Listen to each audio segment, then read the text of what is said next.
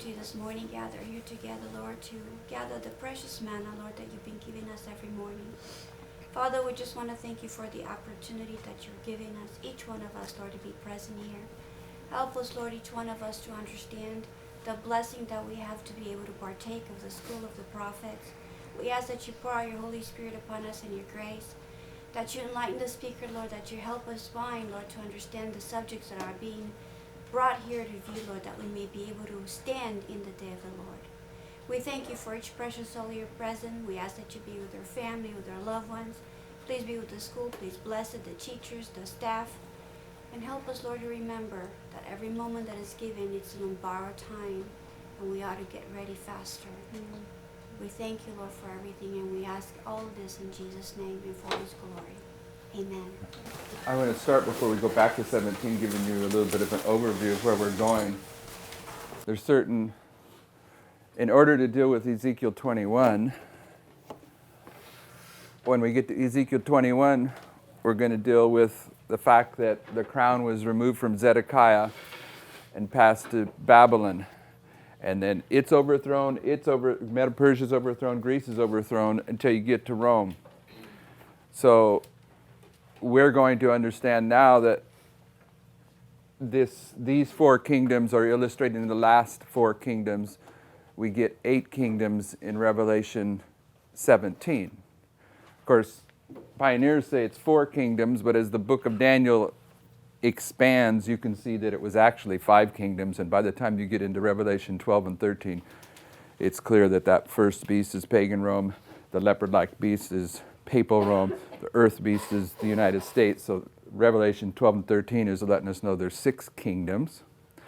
By the time you get to Revelation 17, you can see 8 kingdoms, but they all have to be analyzed by context. When 4 kingdoms are being illustrated, there's information. When 5 kingdoms are being illustrated, there's other information.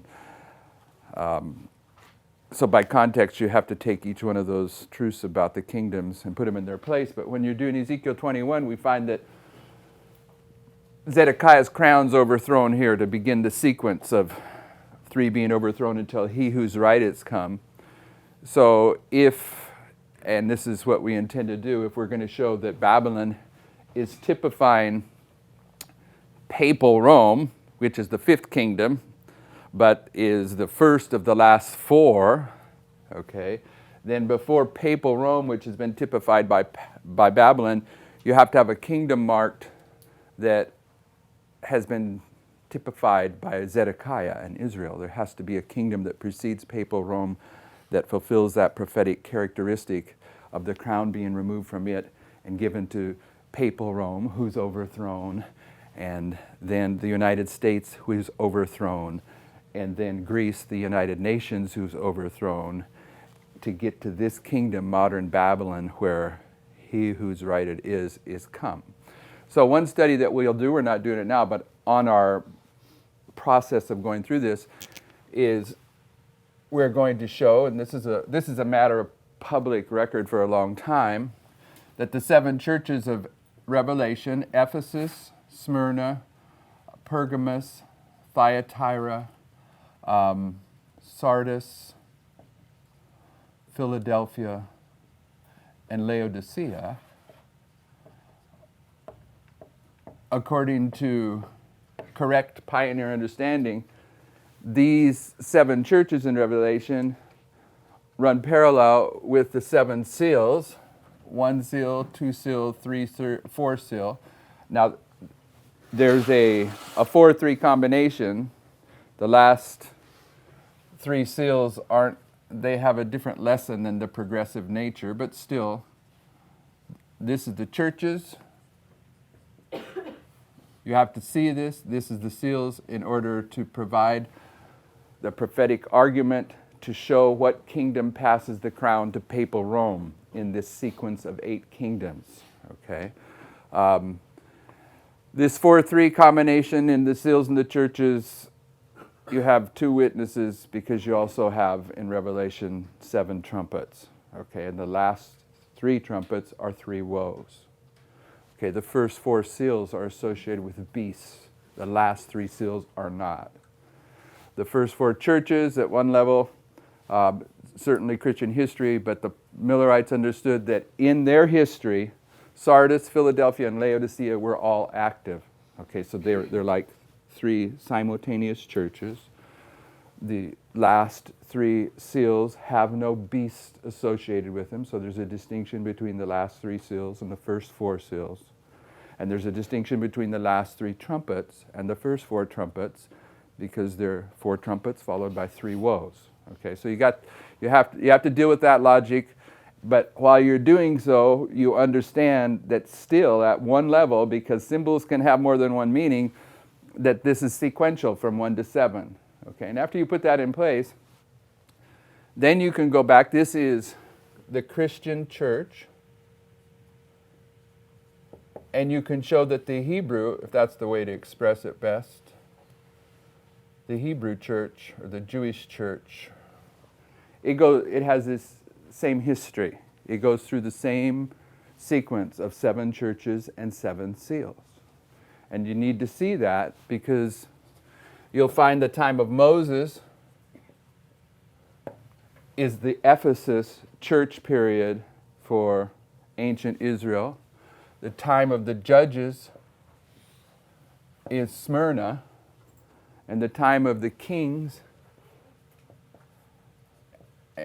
from Saul to Zedekiah is Pergamus, and the time of Thyatira is the captivity of 70 years.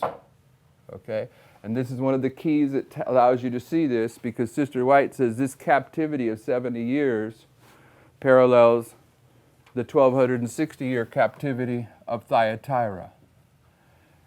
And in the book of Revelation, when you get to the 5th seal, the martyrs under the throne ask the question, how long until you judge the papacy, who has just committed this persecution for 1260 years? So in the 5th seal, you see the martyrs asking the question, how long? And how long is a symbol in the scriptures.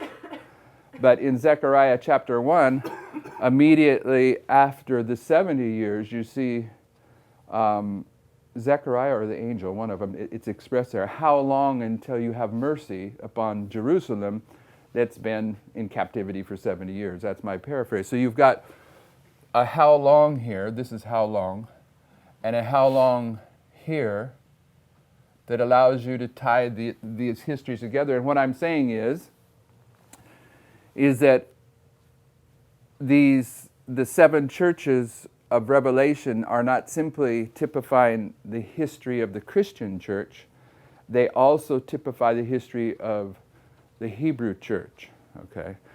And there's all kinds of important revelations that you can draw out of this particular study, but you have to put this study in place. I'm not doing it now. I'm just giving you an overview of the process, the logic that we're going to go through as we come out of Revelation 17 and plug it into Ezekiel 21. But what you have to have this in place, I believe, because once you see that right here at the end of Pergamus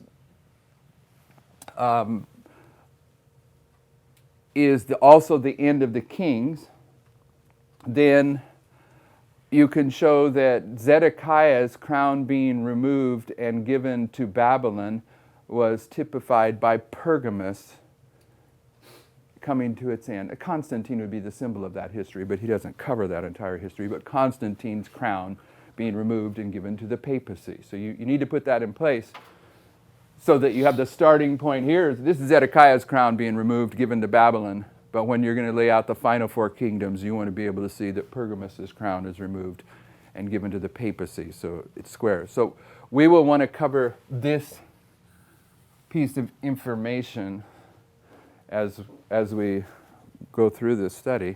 And then when you get down, and this board really isn't big enough to do what I want to do here, but when you get down to where you're pulling these things together, you're going to want to show the history of Babylon as the first kingdom. This is Babylon. The Medes and the Persians as the second kingdom. Greece as the first. second, third. Pagan Rome.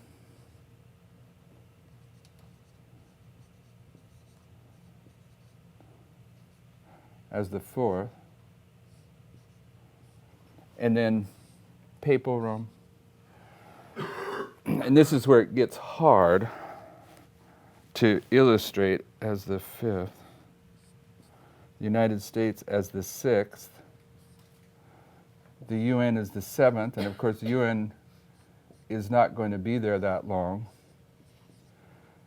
But the USA, this history here should be expanded, because if you're going to do justice to this history, then you're going to have to bring in the two 2520s, okay? And you're going to have to show how they come into the beginning of the history of the United States, and that you have the Millerite reform line down here and our reform line down here, because you're going to want to take time to show the horn of Protestantism conquered here and the horn of republicanism conquered here. And you're going to want to come back into this history back here of 742, 723, and 677 to have the beginning of the prophecy that's going to impact here and illustrate the end of the United States. You want to have, I don't know if you have to have it, you want to have, this is modern Rome, these in place too, so you can see the first four kingdoms and the last four kingdoms in reference to Revelation 17. So we're going to do Revelation 17 today like I had it on the board the other day. We're going to do it. This is how I've always illustrated, but when we got to Ezekiel 21, Noel laid it out this way in order to illustrate the impact of the 2520s. And you can see that's the way to do it when you're dealing with Ezekiel 21. But first we'll put this in place. And then to get it, once we have understanding of this, then we're prepared to lay it this way and bring these other lines in. So that's the things we have to put in place as we move through this, and probably a lot of lessons that you could derive from it. But what we're trying to do is show that if we mess up the pioneer understanding that Rome is the fourth kingdom here, and it can be treated simply as the fourth kingdom, if we mess that up, we destroy our ability to have the template to see that it's typifying the last four. Okay, so that's the purpose of what we're doing here. But you want to have this in place to see that Constantine was typified by Zedekiah, and I'm saying Constantine in a symbolic sense, all right, Pergamus. And you want to have Revelation 17 in place. Then you want to put in place the 2520s, and then there's one other thing. In here, there's probably more than one other thing. You want to have Isaiah 23 in here. Okay, because this is when Rome's forgotten, and there's significance of that history in the sixth kingdom that needs to be factored into this if you're going to deal with Ezekiel 21. Pardon me? Why do you have the 5 blank? Why do I have the 5 blank?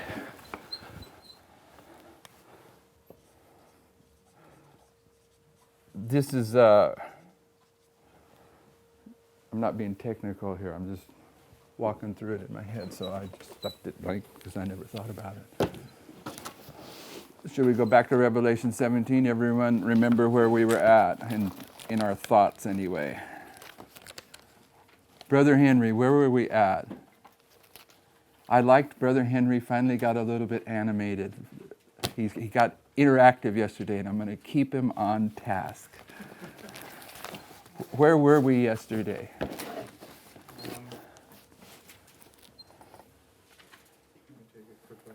You're going to look for the verse. I was thinking for the point of discussion that we were at. Okay, Jonathan wants the answer for you. We end up in verse 8, and we were talking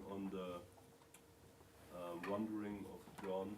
No, that was what Tyler and some others were leading us to, but we weren't wanting to spend a great deal of time on the wandering, so don't reintroduce that. But there we ended up. Okay, so where did we start? If you know the ending, what was the beginning?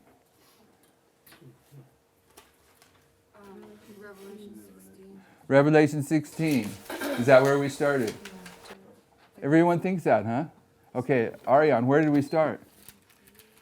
13? Revelation 13. You're almost there. Take one more step backwards. Daniel 7. Anyway. Wait. Oh, yeah, you could include the beasts. We dealt with the beasts, that there's 4 beasts. Daniel 7, Revelation 12, 13, and 17. And then Revelation 12. Yes. And then Revelation 13. Yep. And then Revelation 17. And all the beasts are Rome. So the beasts we're dealing with here in verse 8, it's got to be Rome on 3 other witnesses. But where I was thinking is the structure.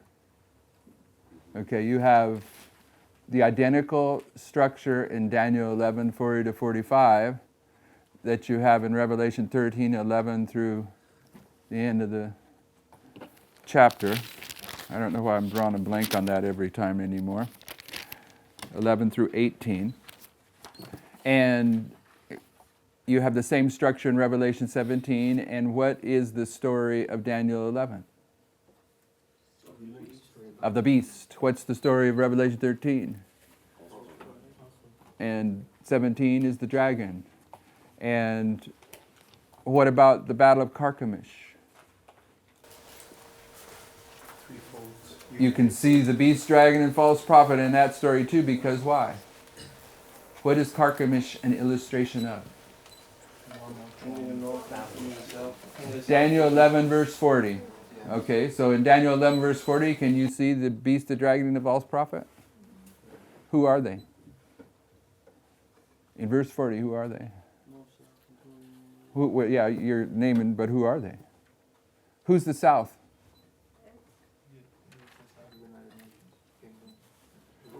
The south is the dragon. Who's the king of the north? Where's the false prophet? Chariot, ships, and horsemen. So they're all there. They're all there in the story of Carchemish. And I'm contending that the story, his own vision is the story about how these 3 entities lead the world to Armageddon. And once in Parminder's class, when he was dealing with Carchemish, he mentioned the book Keys of This Blood by Malachi Martin. How many have read that book? It was written before the collapse of the Soviet Union, and the premise of the book, he says it right in the front, and he builds upon the premise all the way through, is that at that time, before 1989, before the Soviet Union collapsed, he says, the world, he doesn't say it this way, but he says this, the world may not realize it, but they're now in a 3-way struggle for taking over the world, and the struggle's going on between the Soviet Union, the United States, and the papacy, and he says the papacy's going to win. Okay, and sure enough, the Soviet Union's been swept away. Now there's a struggle, even though people don't realize it, of the papacy getting ready to take control of the United States, Sunday law. So those dynamics are in that verse. It has been typified in Carchemish, and I'm saying that that's the story of those 3 powers are illustrated in Revelation 16, and there is a warning in there that is saying that we must understand the movements of the beast, the dragon, and the false prophet before, in advance. Not only to be prepared for ourselves, but if you're going to give a message of warning, you have to know what the message is to give to people in order for them to be warned. Okay, so we got to understand it before probation closes. So all of this was in that context, and then we started working through the fact that John was carried to 1798, which is the starting point for the prophecy of Daniel 11, 40 to 45, and the starting point for the prophecy of Revelation 13. So this is the anchor that allows you to tie these 3 prophecies together, Revelation 17. And John is in the wilderness, and he's at the end of the wilderness because the persecution has ceased, and some of the Protestant churches are already, ceasing to follow the increasing light of the Protestant Reformation and have become the daughters of Rome, which is exactly what the Millerites called the Protestant churches during the second angel's message when they refused to accept that light. So it's based upon the rejection of light. So then we dealt with the mystery. A mystery, everything that's revealed about a biblical mystery you are required to understand, but it's beyond our understanding to actually understand all of it. So this would be true also of the mystery of the beast and the woman. And the problem that I pointed out in there is that when you look at it closely, this woman that's riding upon the beast is the papacy, and the beast is the papacy. So how are they riding upon themselves? And it's describing two different aspects of the papacy, of course, because it's prophecy. But we went through verse 8. The beast that was is the papal beast that existed before 1798. She's forgotten from 1798 until the Sunday law in the United States, and then she's going to ascend. Isn't that what it says? They're going to ascend? When does she ascend? I just said it, but when does she? Nope, she's forgotten in 1798 at the Sunday law. So note that, if it's important for you to see. At the Sunday law, the papacy ascends to the throne of the earth. Okay, is there any other ascension going on at that time? The ensign. So you got two things being lifted up at the same point, the same prophetic period. And That would be the real fulfillment of the everlasting. yeah, but it's the test for the world, is they're going to choose between what? Barabbas and Christ. The Sunday law you can show is the cross. So now the world is going to choose between Christ and Barabbas. And hopefully we'll get to a little bit more of that. Because that's also illustrated in the story of Elijah. Okay. In verse 13 of Revelation 13, let's read that.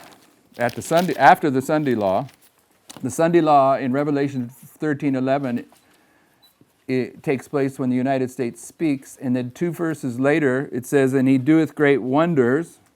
And the subject there you can say is the United States. The United States doeth great wonders, so that he make fire come down from heaven on the earth inside of men.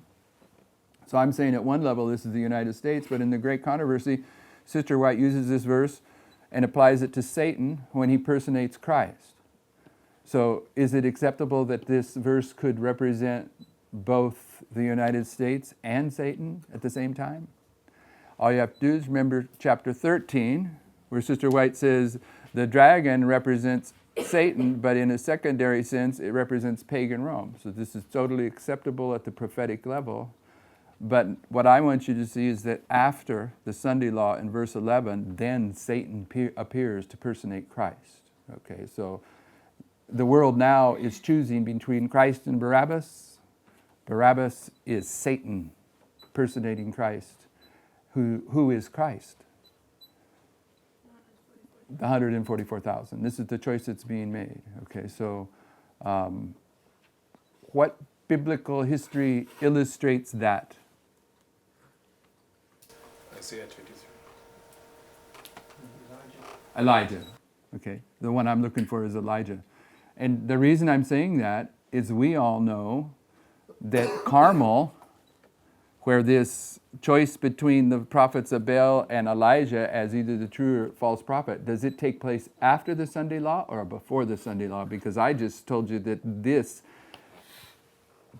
judgment between Barabbas and Christ after the Sunday law is the story of Elijah, but don't we teach that that takes place before the Sunday law? Yep. So how can we justify that if it is correct? Mount Carmel is the midnight cry, and the Sunday law is also the midnight cry. Fractals. Fractals, okay. Yes, okay, so this is where we're at. Verse 8, Revelation 17, the beast that thou sawest was, that's 538 to 1798, and is not, that's her being forgotten as the days of one king for 70 years. The history of the United States, she shall ascend out of the bottomless pit. We didn't touch on this. What's the bottomless pit symbolize? It's in your notes, I'm sure. I just passed over it. What's the bottomless pit symbolize? This is important to understand. Satanic manifestation. A new manifestation of satanic power. Why is it important to be correct about this symbol? You may not know. I'll tell you why it's important to be correct. Is because if you go to Revelation 11, verse 7. You want to read that, Brother Tabo? Revelation 11, verse 7. Revelation 11, verse 7. And when they shall have finished their testimony, the beast that ascendeth out of the bottomless pit shall make war against them, and shall overcome them, and kill them. What beast is that? Atheistic France. And Sister White directly says that's atheistic France in the Great Controversy, page 269. So when the theologians of Adventism and others in Adventism come to Revelation 17, and they see this beast of verse 8 comes out of the bottomless pit, they argue that this must be atheistic France, because Sister White says in Revelation 11, verse 8, that the beast that comes out of the bottomless pit there is atheistic France.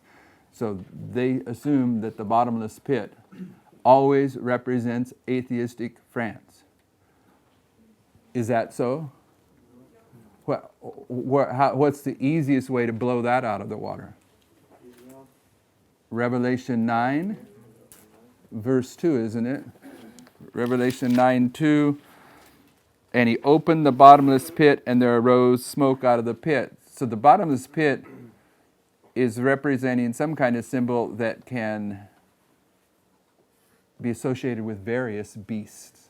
And that's why when Sister White says that hypnotism, which she called mesmerism, came from the devil, from the bottomless pit, it's a satanic power, hypnotism. And then the quote, pardon me?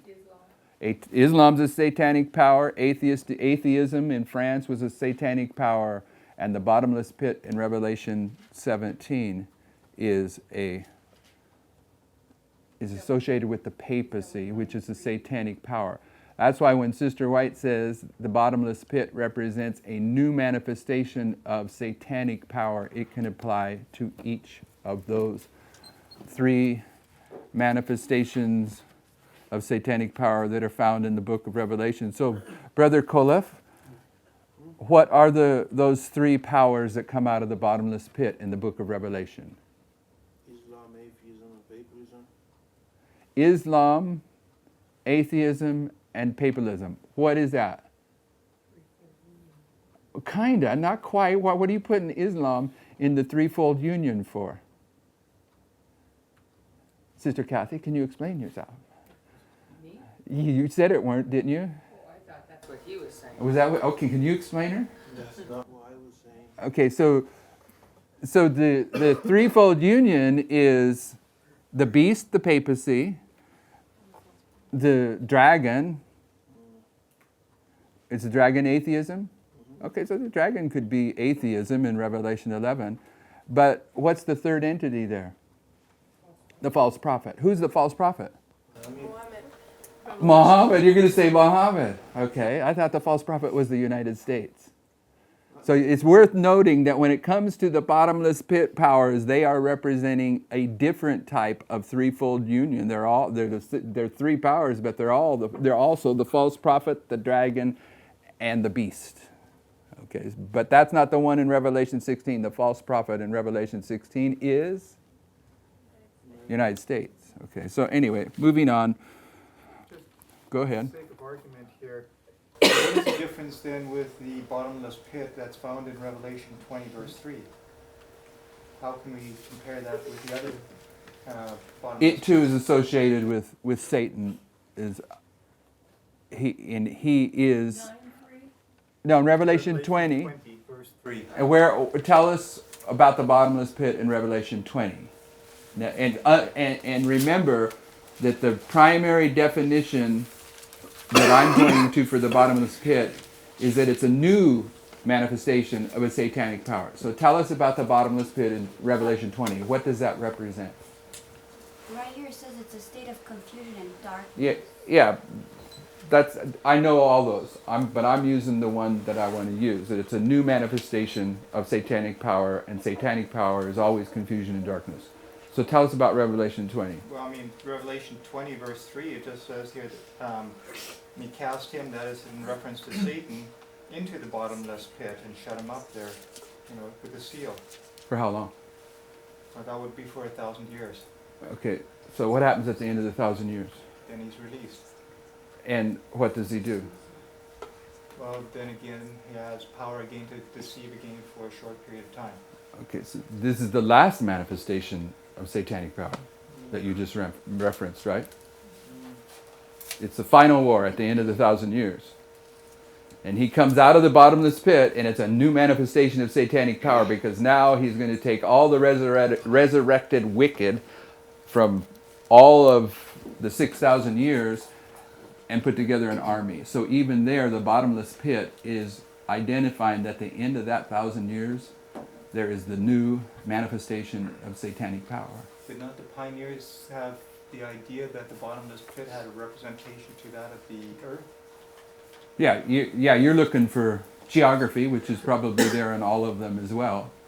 So you have the prophetic and then also a geographical location for it, or how does that actually work? Well, you see in verse 9 of Revelation 17 that even though this is all symbolic language, that she sits upon the seven-hilled city of Rome, and the pioneer understanding was this is representing the city of Rome. But we know that symbols have that more than one meaning, so it does have a literal geographical setting. And when the beast of Islam comes out of the bottomless pit, we know the pioneers also mark for us that this is Arabia, because one of the words for the desert there is bottomless pit. Okay, so you got symbolism and geography going on at the same time, and of course, the beast of Revelation 11:7 is France. There's a geography associated with it, but the primary application of the symbol, it's a new manifestation of a satanic power, and even in the 1,000-year millennium, it's addressing the fact that the last manifestation of satanic power will be a new manifestation of satanic power. Because what does he raise up there? Who primarily in Revelation 12, who's primarily associated with the dragon? Pagan Rome. And what's pagan Rome typifying at the end of the world? Usually. What? More than one thing, but usually or the dragon or UN. The United Nations. Okay, so at the end of the 1,000 years, there's going to be another manifestation of the United Nations. But it's different. Because all the nations that have died in a lost condition are resurrected. They are the United Nations under this new manifestation of satanic power that comes out of the bottomless pit at the end of the 1,000 years. So what I'm saying is, if you use the primary definition of what Sister White says, where is that on our notes? I'm sure it's 3 on the top. page 3 on the top. State of confusion and darkness is the first quote from Great Controversy 658, but the one that I'm putting all the weight on is the one from 268, the last sentence. But here is brought to view a new manifestation of satanic power. You can see it, that's the top of page 3. You can see it in all the bottomless pits in Revelation. And this beast of verse 8, he is going into perdition, and the man of sin in verse 3 of 2 Thessalonians is the son of perdition. And all the world's going to wander after him. We won't deal with that, but that's the papal beast in Revelation 13. It's passing by the wondering. And at the end of verse 8, it's the beast that was and is not. And I don't, my page is gone. What's the last part of that threefold description at the end of verse 8? And yet is. Okay. Yes. I have a short question. in the quote from Ellen White in Great Controversy, it says, a new manifestation of satanic power. Does this refer to the beast that ascendeth of the bottomless pit, or to the bottomless pit, or to both? I'm saying the bottomless pit is not identifying the beast. It's identifying a new manifestation of satanic power. And when you use that definition of the bottomless pit, you will see that there's always a different beast that comes out of it. In Revelation 9:2, the beast that comes out of it is Islam. In Revelation 11:7, it's atheistic France. 17:8, it's modern Rome. At the end of the 1,000 years, it's Satan's last stand. Everyone with me on that? Okay, let's read verse 9 of Revelation 17. And that would be Ariane.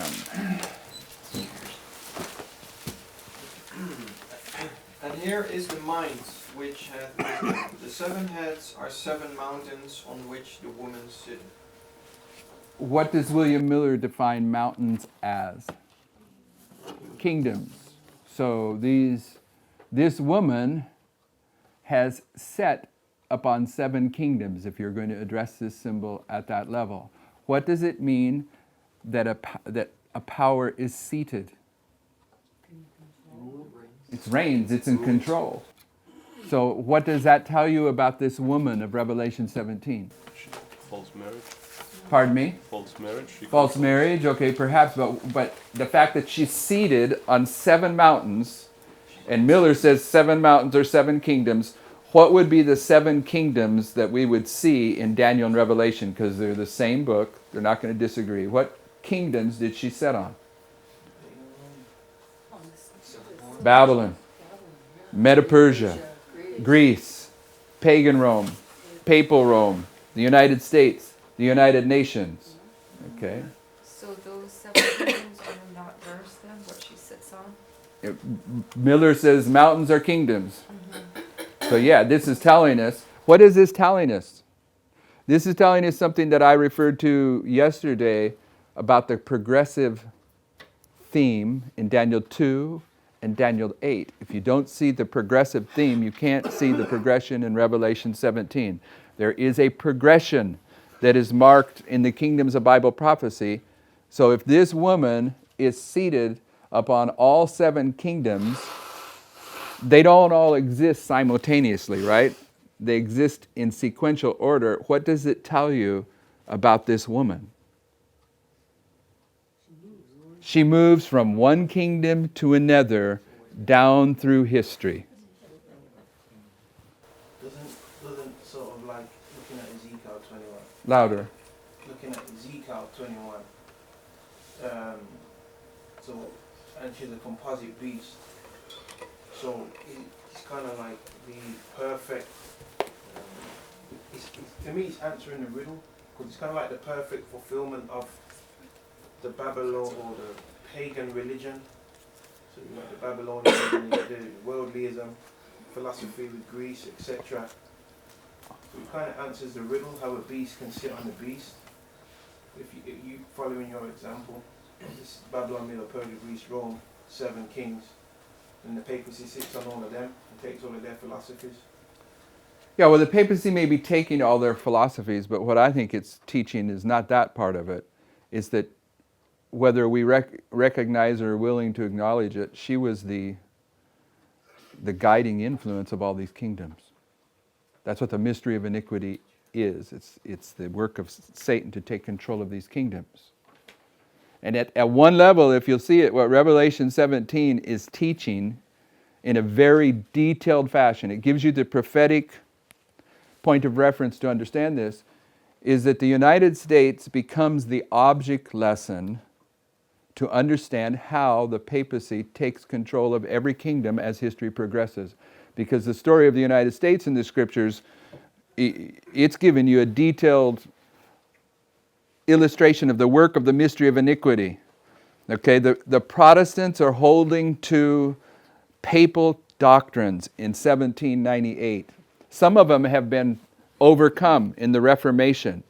But in 1798, the Protestants, they're coming to the climax of the Protestant Reformation. They still have to turn away from some wine of Babylon in order to be the remnant people of God. The Reformation is taking place. And in that history, you see the Protestant horn conquered. Okay, but the United States is not fully conquered. There's another horn that has to get conquered down here at the end, republicanism. So the history of the United States at one level is teaching us how the papacy got off the head of the papal beast in 1798 and began to ascend to take control of the sixth kingdom of Bible prophecy. But it's pretty detailed how she does it. Okay, first the one horn's conquered, then the other horn's conquered. And this is what Revelation 17, you got to see this to understand the relationship of the sixth, seventh, and eighth kingdom. It's the story about how this woman goes from head to head.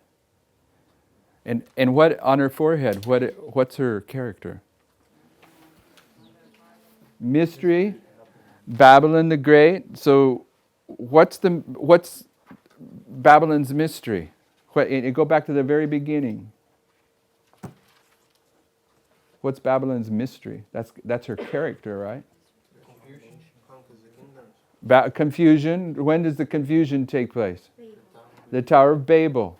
Okay. But what's the mystery that takes place at the Tower of Babel? Confounding our languages. Yeah. But that's part of the story of the Tower of Babel. But why does it become a mystery religion? That's the better question. Who was the leader of that religion? Nimrod. Was it a hidden religion when Nimrod was walking the earth? No. No, it was a bold, in-your-face religion. Okay, but what happened? Of course, we don't have this from inspiration. We have it from Alexander Hislop. What happened to Nimrod? Shem executes him. And Alexander Hislop, a couple hundred years ago, he had no idea of what we were going to be applying as end-time Bible prophecy. And as he marks that ancient history, what does he say that Shem does with Nimrod? Cuts him Cuts him in pieces. How many pieces? 12. Really? 10. 10. 10, sorry. 10, okay. And what does Shem do with those 10 body parts? Sends him out. Sends them out where? The whole earth. To the world. Is 10 a symbol of the world? World, yes. Okay, so what message is conveyed with those 10 body parts? If you worship like Nimrod, you're going to die like Nimrod. So when the people of the tower spread around the earth after it all comes crashing down and their languages are changed, is their religion that they retained a bold, in-your-face religion? No, it goes underground. It becomes a mystery religion, a secretive religion. And it accomplishes its goals in a mysterious way. Okay, this is Mystery Babylon. What's its goal? To build a one world government, to build a tower to heaven. That's the purpose. That's its intent. But in order to do it, it's going to take control of every kingdom that comes into human history. And it's going to do it through what Sister White calls the mystery of iniquity. This progressive conquering through false ideas. And ultimately to take control of the political leadership of the kingdoms. So when she's sitting on 7 mountains, you know those mountains don't exist at the same time. It is telling you that she moves from one kingdom to another down through history. But the kingdom that gives us the really clear object lesson of how she conquers a kingdom is the United States. Wait a second. I just want to kind of go back just a little bit, if I could, because we were talking about Babylon here, mother of harlots, and it says, and abominations of the earth. And yesterday you had talked about the difference between the transgression of desolation and the abomination of desolation. And the abomination of desolation was the mark of the beast. So then when it's talking about abominations, would that then be like different false religions, or how would you actually define that? What is the mark of the beast? The mark of the beast is something that the beast emphasizes. No, I mean, what is the mark of the beast? Sabbath issue or the Sunday law. Sunday law, okay, and the Sunday law is a false doctrine, right? Correct. Okay, so the papacy has many false doctrines. Yes? Mm-hmm. Okay, what is the premier false doctrine of the papacy? We just answered it. Sunday. Sunday. Okay, that's the mark of her authority. That's the symbol of her worship. So there's many false doctrines, and they're all abominations. But the supreme one is Sunday sacredness. So then even when it comes towards that of Babylon, then that which is idolatry or Sunday worship would be then the key for that time period. Because she's riding from Babylon going down through all nations, right? How does she capture the nations? In verse 1 of Revelation 17. Verses 1 and 2. How does she capture the nations?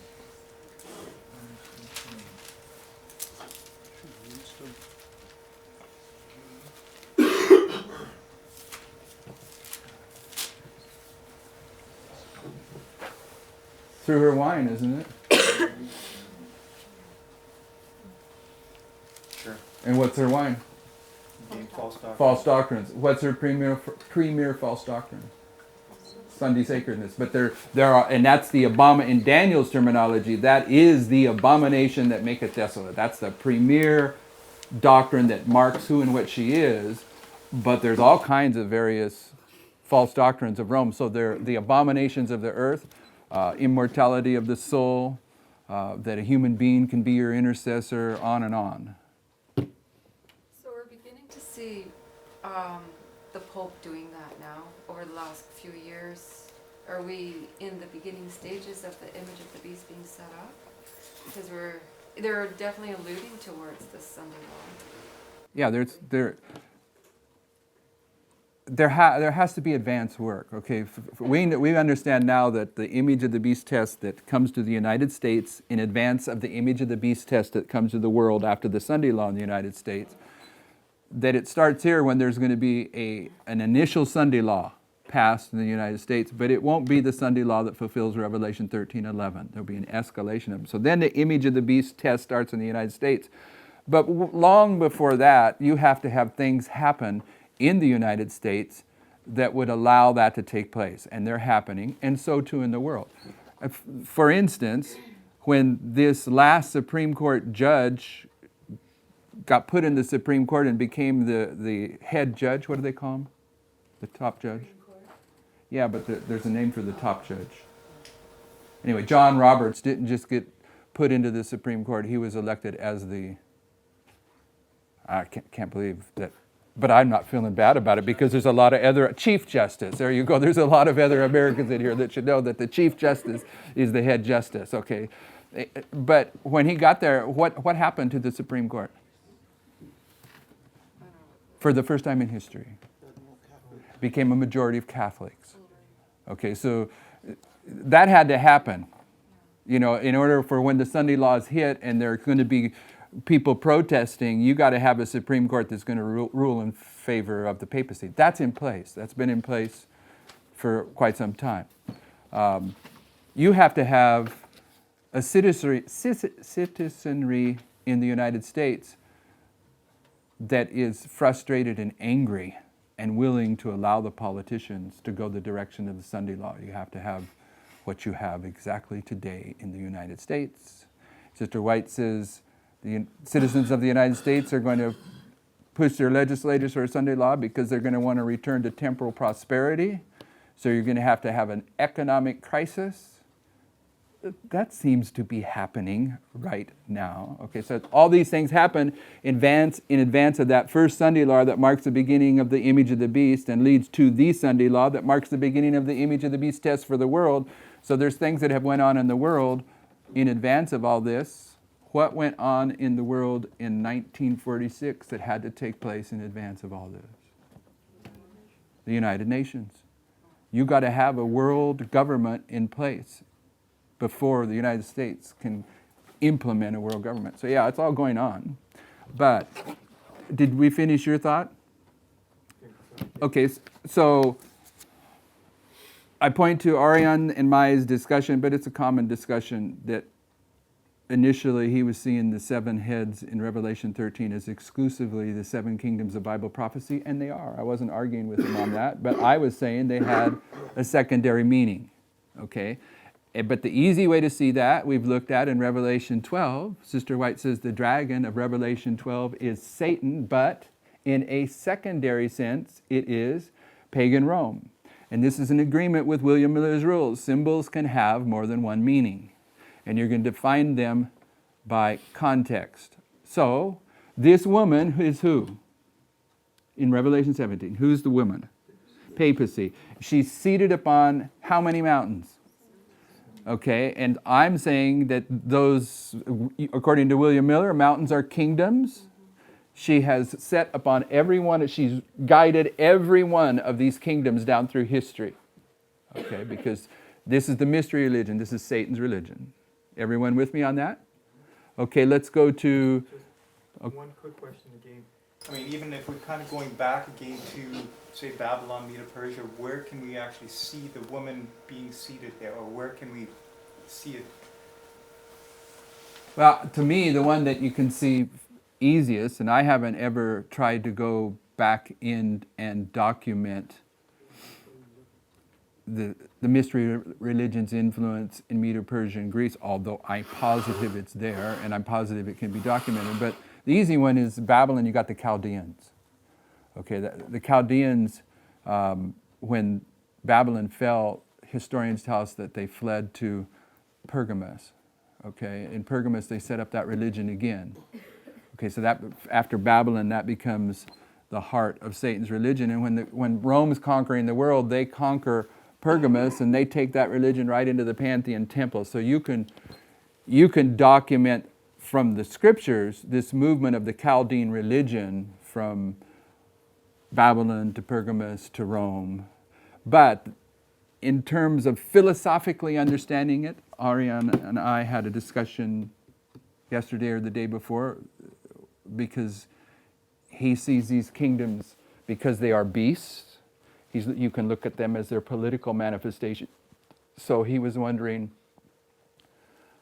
why I would hang the word pagan Rome on the political structure of Rome. And what I went to with him is Daniel 8:13. Daniel 8:13 begins, the question that's raised in Daniel 8:13 is, how long shall be the Hazon vision concerning the daily and the transgression of desolation, to give both the sanctuary and the host to be trodden underfoot?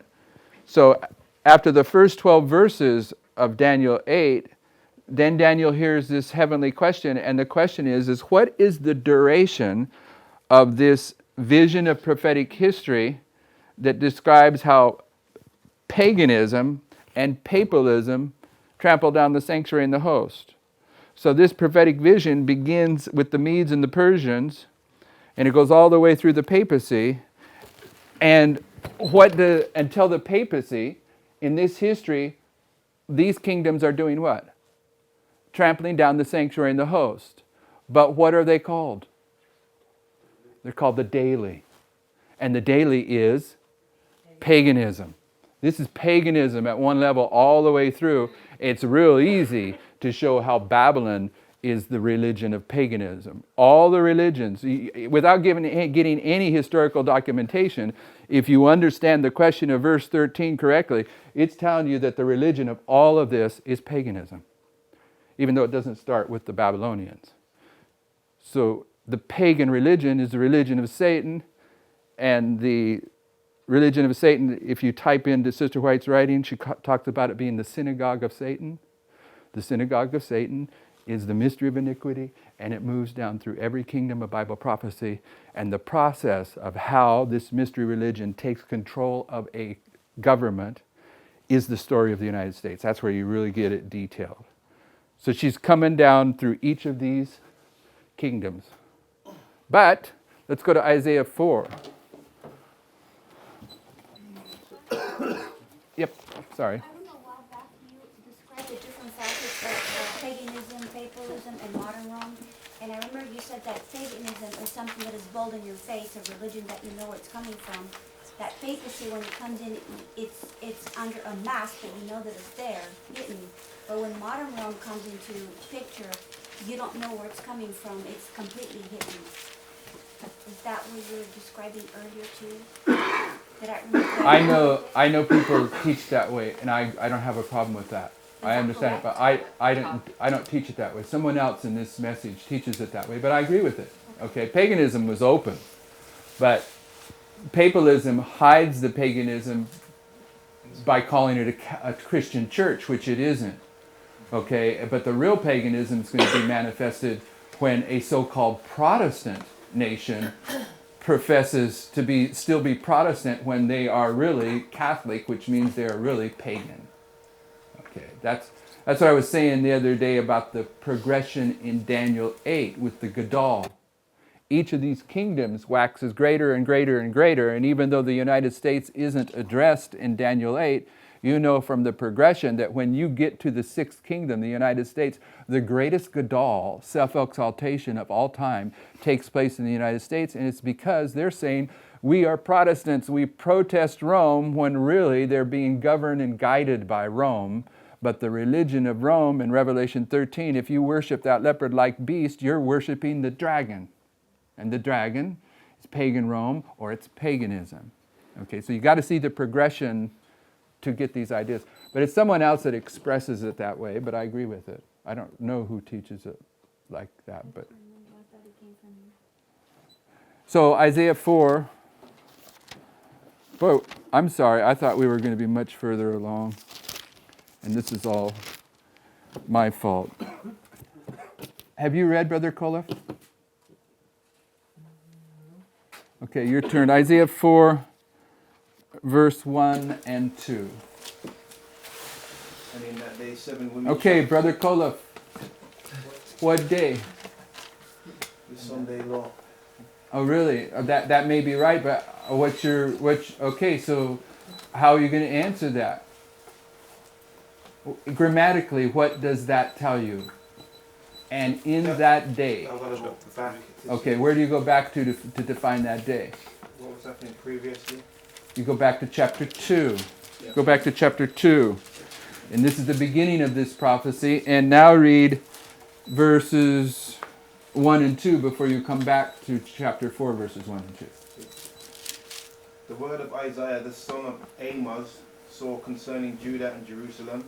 And it shall come to pass in the last days that the mountain of the Lord's house shall be established in the top of the mountains, and shall be exalted above the hills, and all nations shall flow unto it. Okay, so when's that take place? Last days. Last days, but when does it take place? Loud cry. Loud cry, okay. Is that, don't we know better than that now?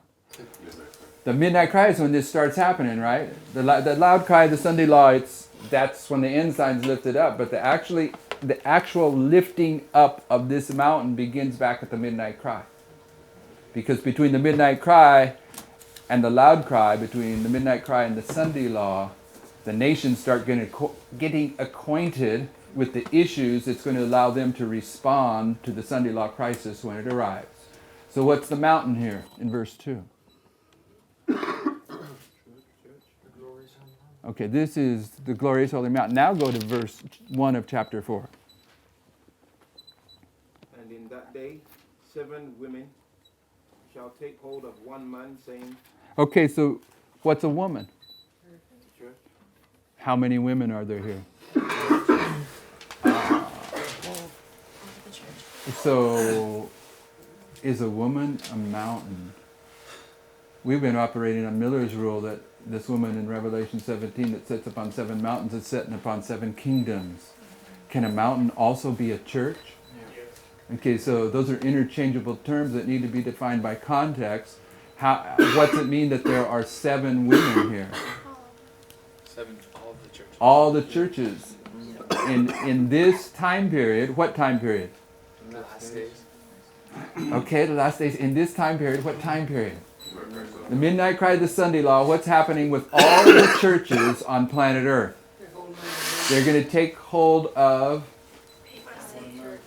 what man are they going to take hold of? The man of sin. Okay, and how can you prove that? Let's read the rest of the verse. After saying, We will eat our own bread and wear our own apparel, only let us be called by thy name, to take away our reproach. next verse. In that day shall the branch of the Lord be beautiful and glorious, and the fruit of the earth shall be excellent and comely for them that are escaped of Israel. In fact, let's read verse 3 too, my brother. And it shall come to pass that he that is left in Zion, and he that remaineth in Jerusalem, shall be called holy, even everyone that is written among the living in Jerusalem. Okay, so what is that day? That's the Sunday law, right? But it's also the midnight cry. What is this referring to in terms of the church, God's church? Holy. This is the church triumphant. When it's holy, this is the church triumphant, and the church triumphant comes into history at the midnight cry, but more perfectly at the Sunday law. So the church triumphant is being contrasted here with all the churches of the world that are going to take hold of the papal man. And we know that because they're going to want to what? Eat their own... What's that? Doctrine. And they're going to do what? What's the apparel? Righteousness. Okay, Unrighteousness. but theirs is unrighteousness. And they want to be called by his name. What is his name? Sunday? Yeah. The Sunday law, you could say that it's identifying that, but I like his typical name. What's his typical name? What do we? Pardon me? Yeah, bad questions. Catholics. They're Catholics, aren't they? Universal. Let us be part of the universal church, and to take away our reproach. And if you run the reproach, you'll see that the reproach is something that comes at the Sunday law. This is why Seventh-day Adventists are going to accept the mark of the beast, is because they won't want to stand under the reproach of this persecution. They will not have prepared a character to stand. And these people are going to want to take away that persecution. This representative's approach. See a hand over there? No? Okay, so... I just want to point out that the Seventh-day Adventists already changed their name to the World Church when they're addressing themselves. Okay, so back to Revelation 17:9. I'm saying that not only does she set upon the seven-hilled city of Rome, as the pioneers understood it, that this is identifying a geographical place, and some people stumble over this because they say, okay, you're now applying a literal thing in something that we should be applying spiritually. But it is not a literal thing. It is literally the city of Rome, but the city of Rome is a prophetic symbol. It is the sanctuary of strength. When pagan Rome was in the city of Rome, it was invincible. Its invincibility ended when it moved to Constantinople. When papal Rome was in the city of Rome, it was invincible. When the Pope was taken out of the city of Rome in 1798, its invincibility was gone. Therefore, the fact that modern Rome is marked as being in the seven-hilled city of Rome is not making a literal application.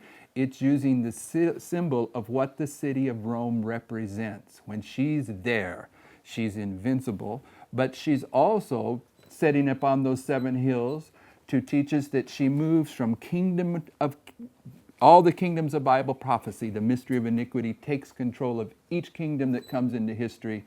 But it's also telling us that in the Sunday law crisis, all the churches of the world come into unity with her. Yeah, there's something that one of the pioneers says. He says that there are 7 heads, which are 7 mountains, and then the 7 kings. And he says that this is a transferring of the symbolism from one symbol to the next. And I was thinking of why this would be, and what you just said made sense to me in connection with how Parmenter expresses history, that this is a literal parable. You know, you have these 7 hills, and this is a parable of her moving from kingdom to kingdom, and that's why the angel maybe connects that symbolism to help us get past the, our finite comprehension of it. One other thing you might throw into the mix here, because we're not getting to the riddle at all, but in what two aspects exist in all the kingdoms of Bible prophecy? Church and state. Church and state. So when she's setting upon the mountains, what is she setting upon? The kingdoms at one level, state, and the churches at another level, church and state. No, this is all about her. The internal is for God's people. You see that connection? The mountains are both the political and the religious. The seven churches take hold of her hand. She captures the seven kingdoms.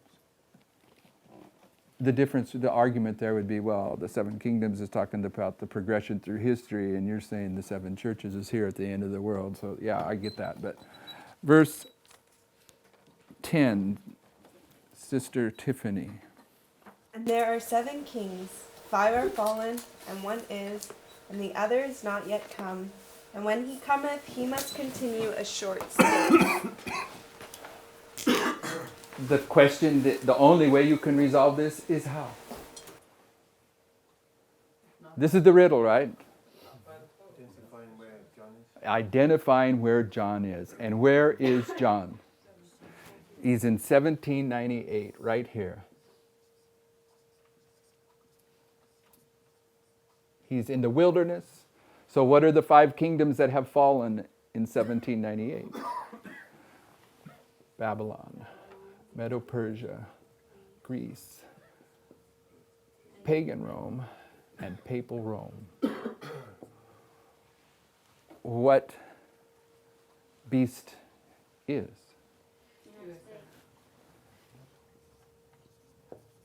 What beast is yet to come? We know that, but we haven't proved it from this chapter. But the United Nations, the most you could say right now probably is that it's these 10 horns. And this being modern Rome. But the story, the reason you got to see the mystery of iniquity moving from kingdom to kingdom down here is at one level, this is 8 kingdoms. But in reality, what's being taught here is how the deadly wound is healed, how this threefold union comes together. It's about the establishment of the 6th kingdom. These 3 together are the 6th kingdom.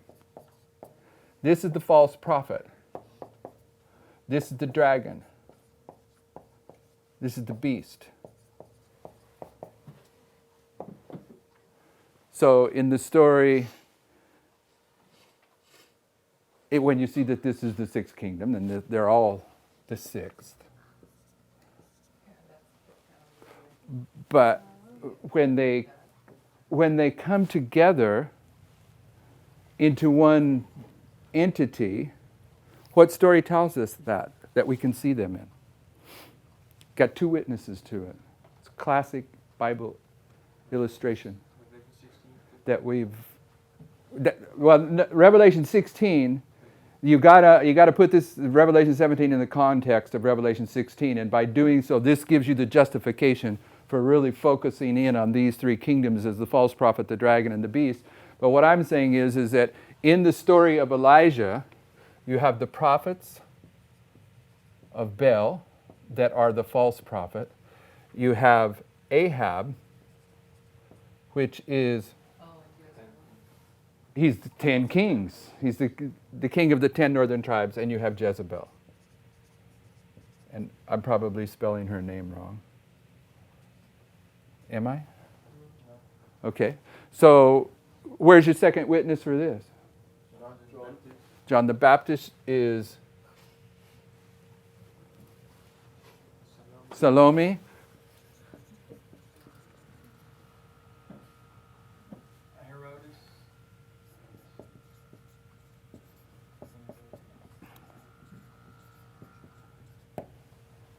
So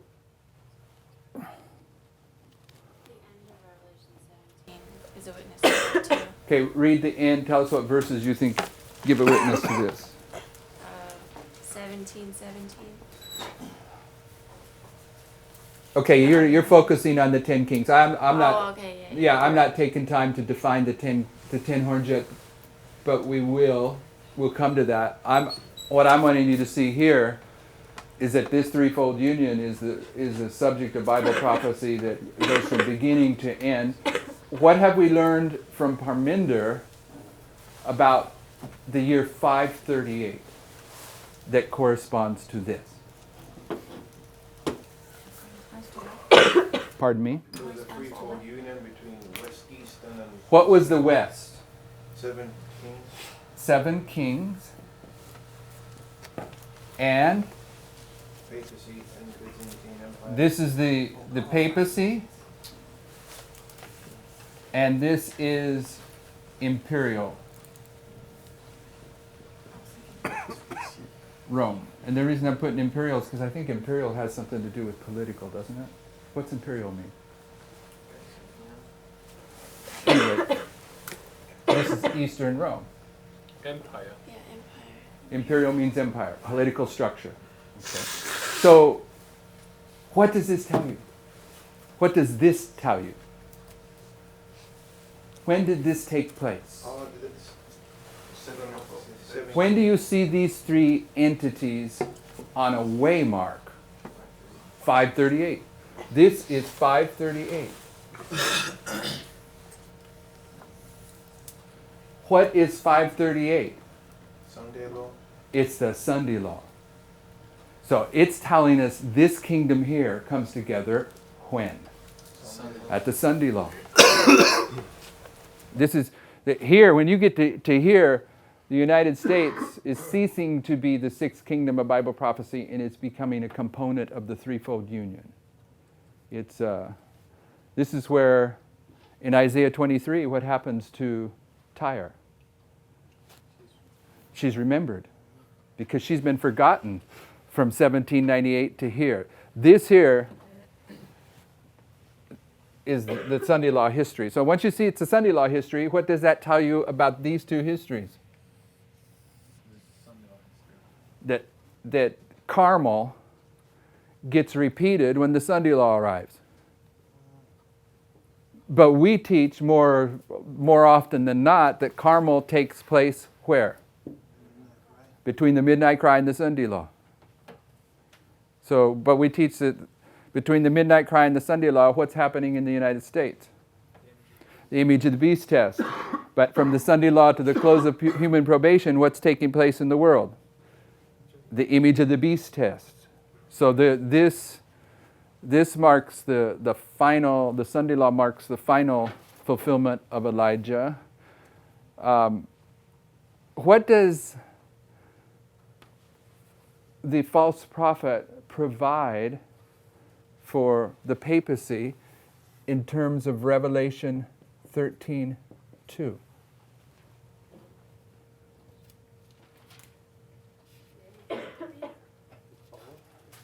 The power.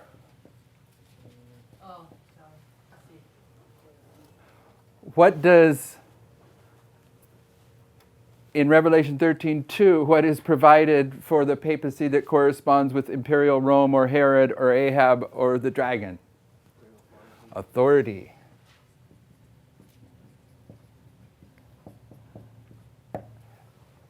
And why would we think that the papacy would be the seat? Because she's the one that sits on every kingdom. Yeah. But when does she sit upon this kingdom? In the Sunday law. At the Sunday law in 538, she's taken her seat. She's taken the moral authority or leadership over these two other powers, which are the United Nations and the United States. Okay, so when it came to the structure we talked about the other day, from Daniel 11:40 to verse 43, you see how the deadly wound is healed. Okay, and from Revelation 13:11 to verse 15, you see how the deadly wound is healed. Revelation 17 is focusing in on how the deadly wound is healed. it's focusing in on how a church that has been forgotten from 1798 until the Sunday law is to be remembered at the Sunday law. And in Isaiah 23, when she's remembered, what does she do? She sings as a harlot and does what? Let's go to Isaiah 23 just so we can use this as we discuss these things from now on, and you have this in your head. Yeah, I think I heard you say it. Let's, whose turn to read? Allison? Read verse 15 through 17 of Isaiah 23.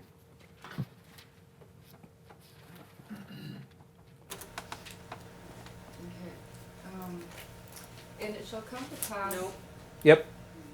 Isaiah 23, verse 15. Okay, and it shall come to pass in that day that Tyre shall be forgotten 70 years according to the days of one king. What does that mean, Sister Allison? 70 years according to the days of one king.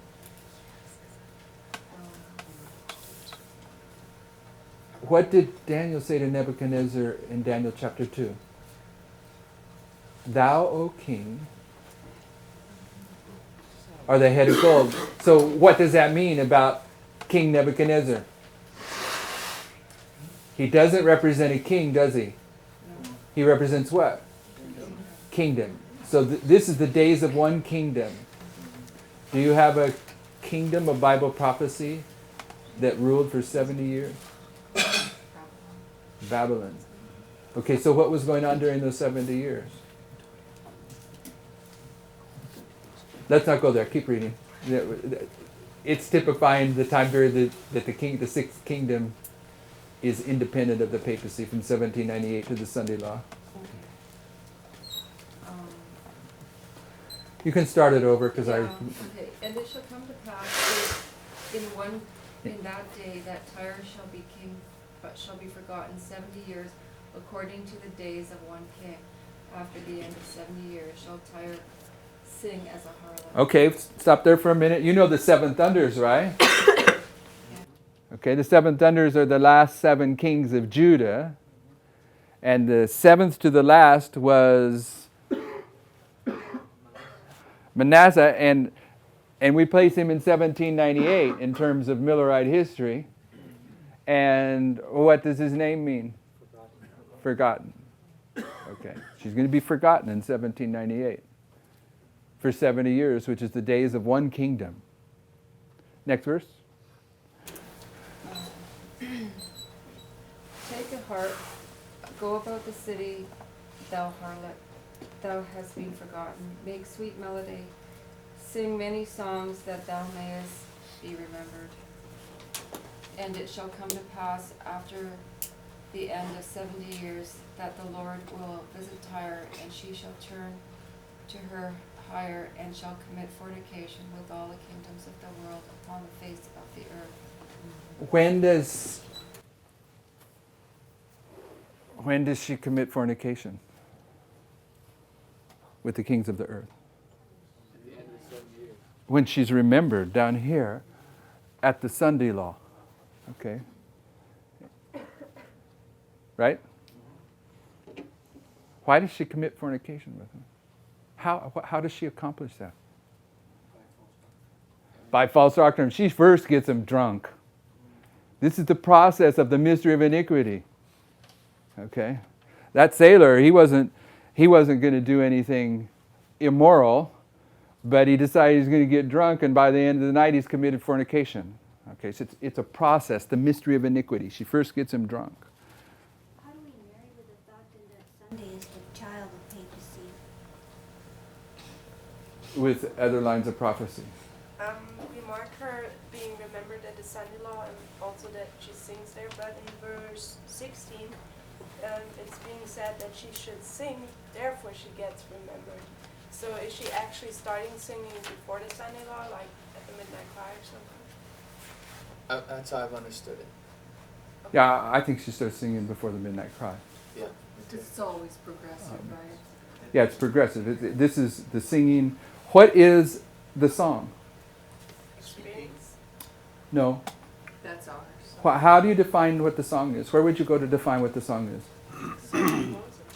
The Song of Moses. And okay, the Song of Moses and the Lamb. What does Sister White say that represents for the 144,000? It's their experience. Okay, so her experience has been illustrated throughout history as the mystery of iniquity. Her song is her experience. It's telling us once again how she captures the world. She starts introducing these false doctrines and these false concepts well before the Sunday law and before the midnight cry. It seems as though she sings this song and lures the Protestants in first to work for her, and then they begin to do the work with her in control to get the other horn conquered and under, you know. So it seems like that song is the history of the United States. At least that's how I've understood it. But the mystery of iniquity, leavening, the church is leavening the state power, working to get them to work together. But yeah, it's her experience and it's progressive. That's what I was basically saying earlier, that she actually does all these things prior to Sunday law, but at Sunday law they just culminate in their being exposed. Yeah, and we agreed with that when we were answering the question from in here. Okay. Sorry. Who's asking her to do it? Take a harp, go about to this. God's providential will. Prophetically, He's identified that the deadly wound is going to be healed on several levels. That's His prophetic word. Question. When it's talking about here in verse 16, going about the city, is that then the city of Rome? Revelation 17, verse 18. It's your turn to read, my brother. You get to read your own answer. Revelation 17, 18. Okay, it says, "The woman which thou sawest is the great city which reigneth over the kings of the earth." So what's a city particularly in the book of Revelation? It's a kingdom. This is the kingdom of modern Babylon, and she's reigning over every kingdom on earth. What's it mean to reign? When it has power and authority. Yeah, but I mean, think in terms of an animal. I mean, that's what you're controlling that horse with. She's controlling all of planet Earth. So the city she's going around is not simply the city of Rome, but the city of Rome is the symbol of her capital. Okay, that's the capital of this empire. But she's ruling the whole world. Prophetically, don't we say she took control of the world in 538? But it really wasn't the world. The Americas were outside of that, and China. But this, if anyone has a study Bible, underneath Revelation 17, she has a passage where she quotes verses 13 and 14 of Revelation 17. Verse 13 says, "These have one mind, shall give their power and strength unto the beast. These shall make war with the Lamb, and the Lamb shall overcome them, for he is Lord of lords and King of kings, and they that are with him are called and chosen and faithful." And Sister White quotes those two verses, and then she says, "These have one mind, there will be a universal bond of union." You need this quote because often, particularly the European Adventists, will teach you that this kingdom that she reigns over is the European common market. But the word universal means worldwide. This confederacy is worldwide. It's not just the EU. And besides, there's quite a few more countries in the EU than 10, right? It just don't fit. Okay, we'll deal with the 10 kings tomorrow and then move into probably the 7 churches up there in the corner that I was referencing, and then on our way to Ezekiel 21 to tie it in with Daniel 2. And before we get done with it, Parminder will be home and he will take up When does Parminder get home? I think it's next Monday or Tuesday. Not home, he gets here. So, pardon me? Sister Brittany, would you pray for us? Heavenly Father, thank you for this morning, and I praise you for this study. I ask, Lord, that you can continue to pour out your Spirit upon us as we study present truth, and I ask that you help us to solidify these things in our minds and to keep the times that we're living in ever present in our thoughts, and I pray that you help us to glorify you today in our actions and in our work, and I ask this in Jesus' name, amen.